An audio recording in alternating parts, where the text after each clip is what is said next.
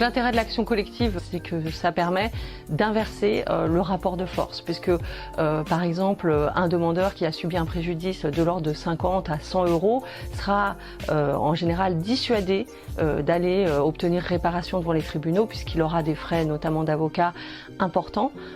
et évidemment se regrouper sous une forme collective, ça permet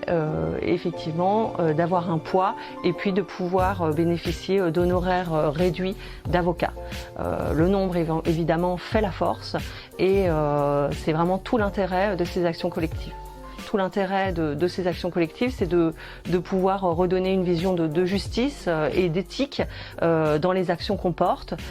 et puis de réparer aussi des dommages commis par certaines entreprises, entreprises qui évidemment ont bien conscience que les particuliers n'iront pas seuls porter l'action devant les tribunaux. Donc l'inversion du rapport de force qui résulte en fait du nombre important de plaignants permet notamment de pouvoir négocier